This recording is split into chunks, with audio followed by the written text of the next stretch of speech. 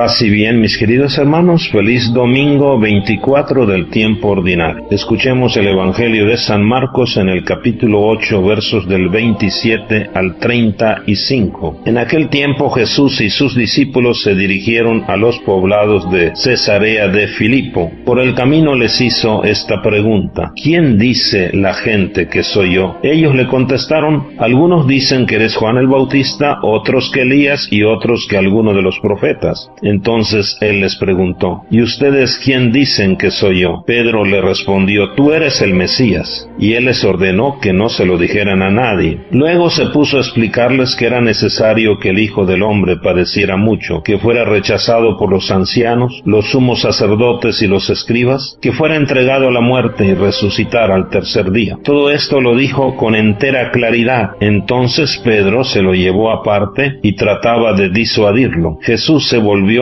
y mirando a sus discípulos, reprendió a Pedro con estas palabras: apártate de mí, Satanás, porque tú no juzgas según Dios, sino según los hombres. Después llamó a la multitud y a sus discípulos y les dijo: el que quiera venir conmigo, que renuncie a sí mismo, que cargue con su cruz y que me siga. Pues el que quiera salvar su vida, la perderá, pero el que pierda su vida por mí y por el Evangelio, la salvará. Palabra del Señor. Mis queridos hermanos, el Señor Jesús nos invita primero a encontrarnos con Él, es decir, a tener una experiencia de su amor que nos transforme verdaderamente en hombres y mujeres de fe. Y por esto el Señor Jesús hoy también nos pregunta a todos, a ti y a mí: ¿y ustedes quién dicen que soy yo? Sí, este es el secreto de la vida. ¿Quién es Jesús para nosotros? San Francisco de Asís nos decía que nosotros somos lo que Jesús es en nuestra vida. Aquí está el secreto de nuestra vida. ¿Quién es en verdad Jesús para mí? ¿Quién es en verdad Jesús para ti? Debemos tener claridad. El discípulo necesita tener claridad de quién es Jesús, porque solamente así puede seguirlo.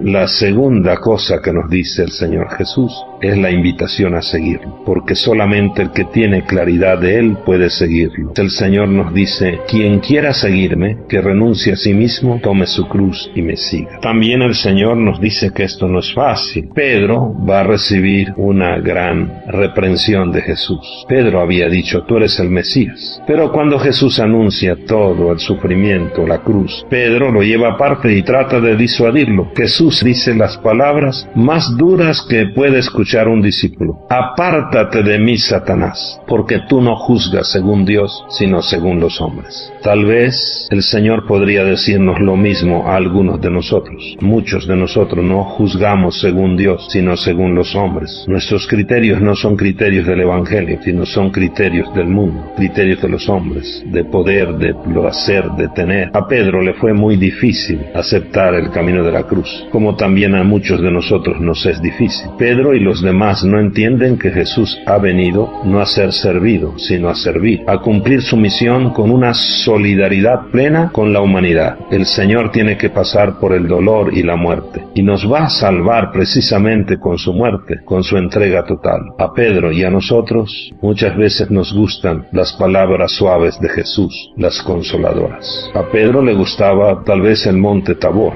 la transfiguración, pero no quería entender todavía el sentido del otro monte, el monte Calvario. A nosotros nos gusta a veces la comodidad de la vida cristiana. La vida cristiana tiene cruz. Ojalá y le encontremos sabor al Calvario. Hay que pensar cuántas veces tomamos esta actitud de Pedro, de ponernos delante de Jesús y decirle lo que tiene que hacer Él. Cuántas veces nos aferramos a un proyecto sin preguntarnos si es lo que verdaderamente Dios quiere de nosotros, es decir, que nosotros queremos hacer nuestra vida sin Dios. Decimos que tenemos fe, pero nuestras obras dicen lo contrario. El apóstol Santiago nos dice: ¿de qué le sirve a uno decir que tiene fe si no lo demuestra con obras? ¿Acaso podrá salvarlo esa fe? Creer en Jesús no solo hay que hacerlo de palabra, sino viviendo según su estilo de vida. Quien cree en Jesús tiene que vivir como Jesús. El apóstol nos invita a que manifestemos nuestra fe con la vida, con las obras. No basta con que digamos que creemos en Jesús, sino tenemos que aceptarlo en serio. Tenemos que seguir sus huellas. Tenemos que exigirnos en el camino de la cruz. Pedro irá madurando poco a poco en su conocimiento de Jesús. También nosotros tenemos que crecer en el conocimiento de Jesús.